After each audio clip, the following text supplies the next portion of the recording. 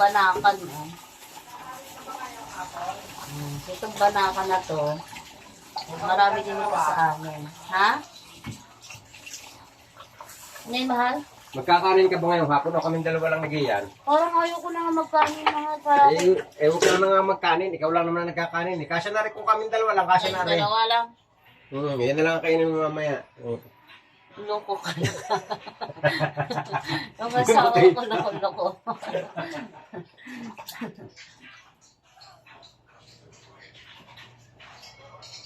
Hindi, linisan naman natin tong ating isda. Ang ating isdang binili. Ang ating lilinisan. Kaliskisan natin. Yung tawag sa isa na ito sa amin, banakan. Yan, gusto ko ito kapag paksiw.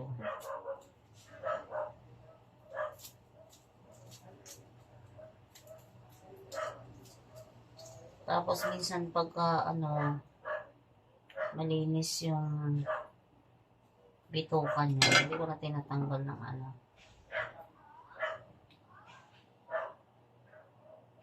Yan, pag halimbawa ganito, wala minsan tinatanggal yan. Tapos yung hasang niya, hindi ko rin na rin tinatanggal yan. Pinapagpag ko lang yung ganun. Pero tinitingnan ko kung maitim yung bituka. Pag hindi siya maitim,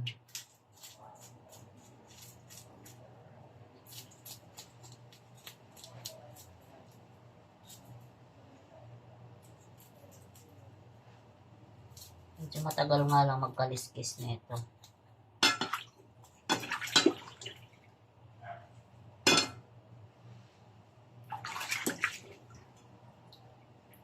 Parang wala naman siya kinain.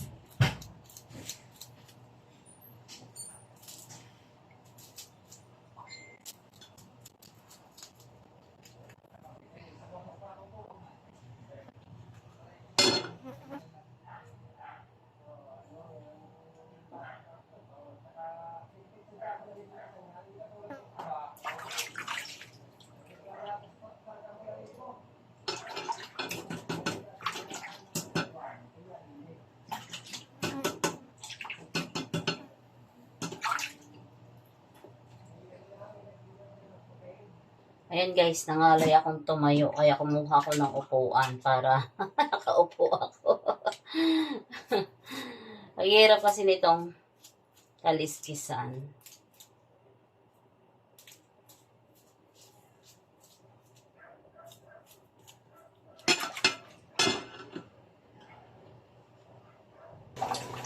Yan guys, natanggalan ko na ng bituka yung ating isda dito sa ating banakan. So, ating hugasan na lang siyang mabuti. Pag naglilinis ako ng isda, pinapagpag ko yung ulo. Ginaganyan ko sa tubig para mawala yung mga doon sa ulo niya.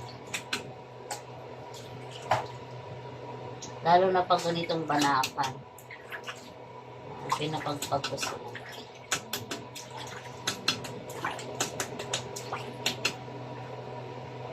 Isa-isa ko yung ulo niya.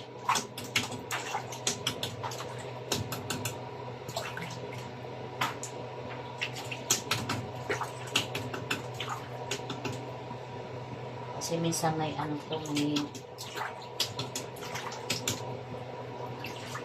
itim-itim.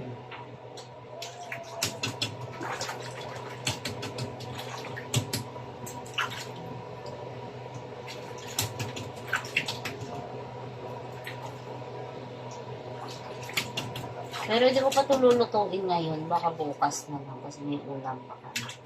Ilalagay ko lang siya sa piso. Para pagka ano, malinis na siya. Ayaw ko lang magtago ng ano, ng isda sa freezer nang hindi pa nalilinis.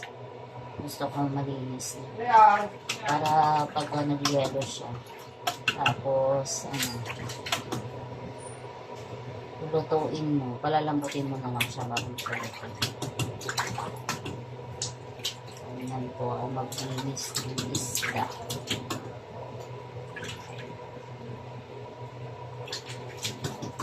Gusto ko dito sa isda na to yung itlog. May itlog po kasi minsan to. Pero ngayon nabili ko wala siyang itlog, mga payat. Wala siyang itlog. Siguro mga lalaki tong mga isda na. Kaya wala siyang itlog. Isa lang yung nakitaan ko may itlog.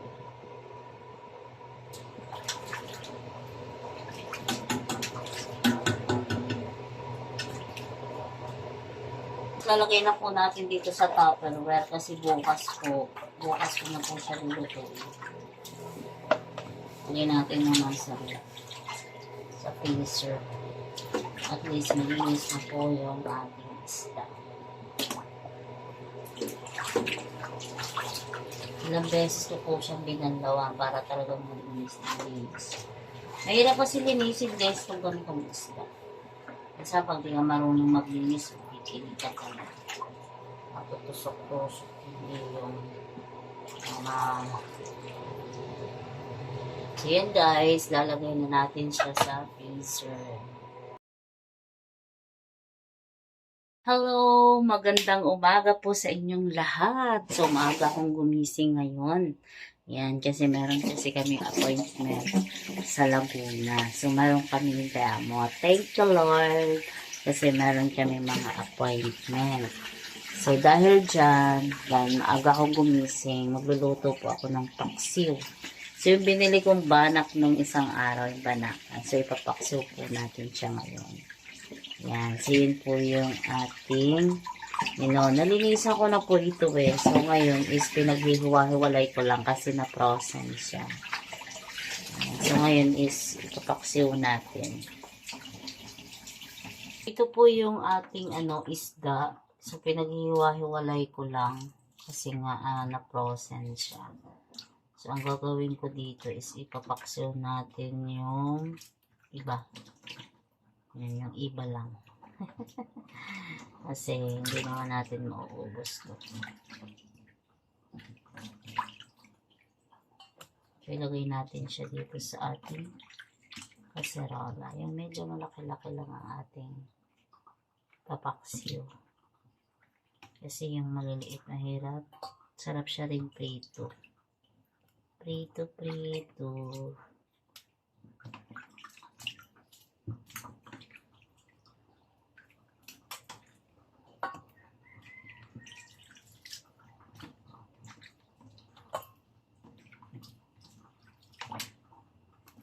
So, pinili ko lang yung medyo malalaki para masarap-sarap yung paksiw. Makain ba kayo guys ng ganitong isda? Okay na siguro yan. Kasi yung anak ko hindi mahilig sa sa isda.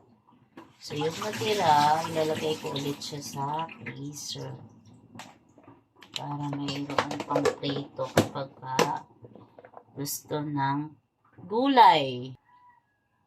Ginawa ko po dito, nilagyan ko lang po siya ng tubig. Yung lubog lang po yung isda. Tapos lalagyan ko po siya ng asin. Asin lang. Yan. So pag nalagyan ko na siya ng asin at paminta, isasalang na po natin siya sa ating kalan. Wala kasama pamintang krap, durog na lang. Hintay ko lang siyang kumulo. So, pag kumulo, saka ko ilalagay yung ating ingredients na sibuyas, bawang, at saka yung suka. Na guys, sinalang ko na dito sa apoy. So, pakukuluan lang natin siya ng hanggang sa kumulo para maluto lang yung ating isda. Pag nagpapaksiw kasi ako, sibuyas at saka ano lang yung nilalagay ko talaga, guys. Yan, tsaka yung ating bawang. Yung iba kasi naglalagay ng luya. Ako, depende sa paksiw ko kung alin yung lalagay ko ng luya. Kapag ka tilapia, yan, naglalagay ako ng luya. Paksiw. Yan, pero yun, gagataan ko yun. Yan, pero itong pagka yung mga bangus, sa mga ibang isda, yan, daw maglalagay ng luya kapag paksiw. Ewan ko ba? Ayaw ko. Nagpasensyahan nyo na po ako kasi kanya-kanya po kasi tayo ng loto. Ako kasi ito yung gusto kong paksiw. Tapos may sabaw. Yan, kasi gusto ng asawa at anak ko is na isasabaw sa kanin. Yan, so sibuyas at saka bawang lang po. Minsan yung bawang na pinipit-pit ko lang. Tanggal ko lang yung binabasag ko para lumasa. Liit yung aking kutsilyo. Sa maliit na kaldero lang ako nagluto.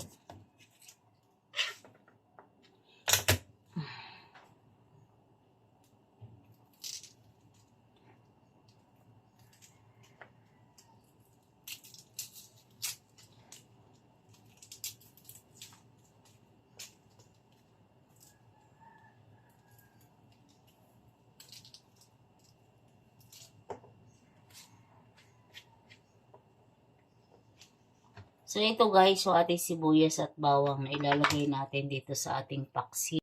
Kumukulong na po yung ating paksiw, yan yung isda niluto natin. So, ilalagay ko na po yung ating sibuyas at saka yung ating bawang.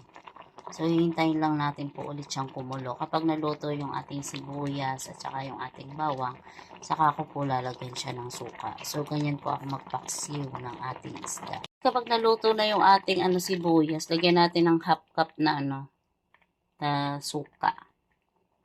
So, yan, nilagyan lang po natin, hintayin lang po natin siyang kumulo.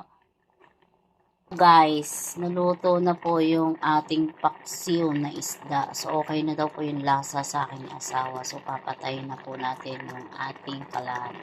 Yan, luto na yung ating paksiw na banaka. Guys, magluluto naman po tayo ng nilagang okra na walang tubig. Alam mo guys, pag naglalaga ako dito ng talong, ng okra, yan, hindi ko na po yung nilalagyan ng tubig. Pati po itlog.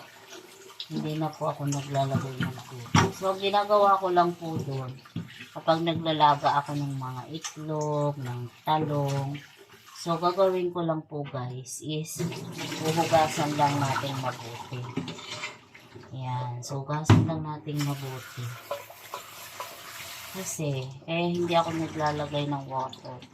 Napupunta na po kasi sa tubig yung nutrients ng ating gulay. Kagaya ng talong, ng ating okra, sa itlog naman, ganun din.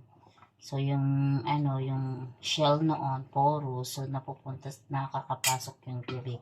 Minsan, doon sa pinaka-egg natin. So, yan guys, so maglalaga po ako ng ating okra na wala po siyang tubig para ma-retain natin yung nutrients po nung ating okra. So, ilalagay ko lang po ito dito sa ating kalan. Lagyan ko lang siya ng kaunting asin para meron siyang lasa. Yan guys, sinalang na po natin sa kalan yung ating okra. Doon sa kabila yung ating paksiw. Yan, so yung ating okra. Yan, wala po siyang tubig. So, ganyan po akong alaga ng ating gulay. Guys, luto na yung ating nilagang okra. Kung papansinin nyo guys, wala akong nilagay na tubig dyan. Pero naluto yung ating okra. Yan. So, hindi ko na kailangan lagyan ng maraming tubig kasi doon mapupunta yung nutrients po nung ating gulay. Yan, luto na po yung ating okra. guys, ito na po yung ating ulam, yung ating okra, at saka yung ating paksiw na banakan. Kain po tayo. Tayo po ay mag-pray. Teka naman. Mga pangalang ba sa patas-taasa sa araw po ito, muli salamat at papuri sa pangalan ng Panginoon sa panibagong araw, panibagong buhay at kalakasan pinagkaloob sa bawat isa sa amin, Panginoon. Ano ay patuloy mo pong ubos ang pagpapala sa aming tahanan. Ingatan po kami sa lahat ng oras, ilayo sa lahat ng uri ng kapahamakan at karamdaman, Panginoon. Sa pagkain na sa aming harapan, ay maging kalakas at kalusugan ng aming mga kasakalihan, Panginoon. Ngayon din po namin sa araw na ito, ang iyong tatnubay sa aming mga gagawin. Ikaw po nawa yung mga una at naway kalooban mo po yung masunod, Panginoon. At sa aming pagdedemo, Panginoon, ikaw po yung magbigay sa amin ng kalakasan, masabi yung mga right word, Panginoon, at maunawaan ng client ang kagandahan at benefits ng aming produkto, Panginoon. At sa araw din po ito, itinataas po namin sa iyo ang aming lakad. Kiniklaim na rin po namin na kami ibibenta sa araw ng Panginoon. Kung napapuri pa, salamat po dakili itinataas namin sa iyo, matamis sa Panginoon Jesus. Amen. Kain po tayo, guys. Kakamay ako. Kain na tayo na. Kain po pa kumain.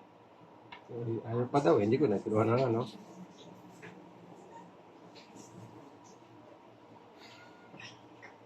Hindi ko na naman tinakpan yung ano. Hmm. Yung mga spices. Yan. Hindi pala to ano. Kala ko ito nung unay ano. Doon pilas. Dumplas banakan nga. Tingin ko nung unay doon pilas. Iba yung dumpilas. Iba. Dumpilas ay parang ano. Masarap ka ulam yung okra.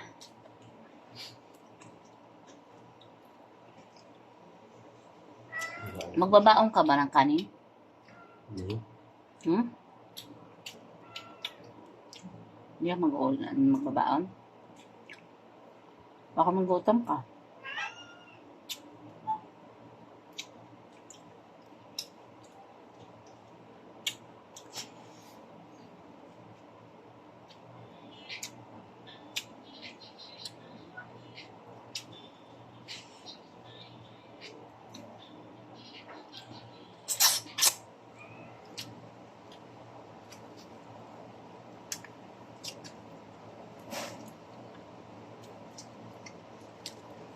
Gusto ko dito sa banakan yung ulo.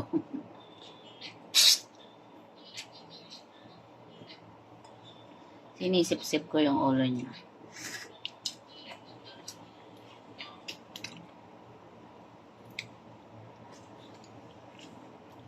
Sarap sausaw yung okra sa ano, sa paksiw.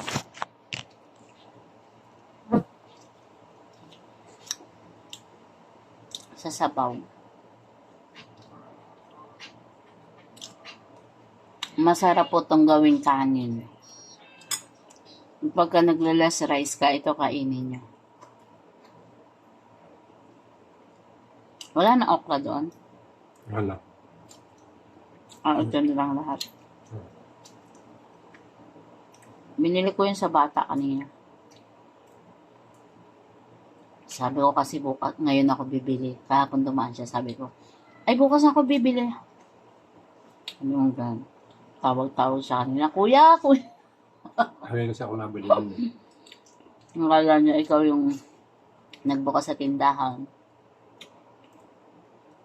Sabi kanina, anong nabili? Ay ate, mabuti bukas na kayo. Paalis na kasi ako galing habang sa trabaho. Yung aking ibon, di pa natuka. Sabi ko, napaaga po kasi ako ng ano, ng baba.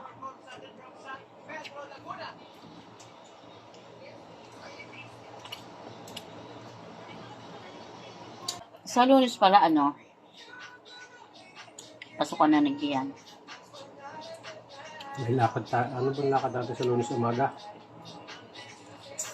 May lakad tayo ng Lunes umaga eh.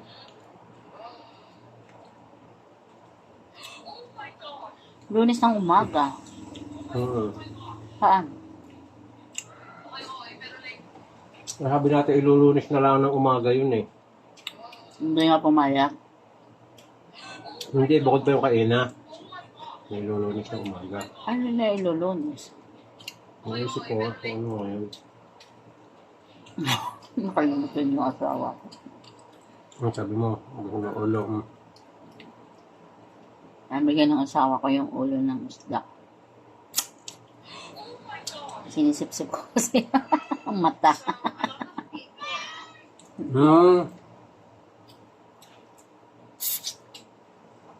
Tao. Wala akong natandaan na appointment natin na Monday.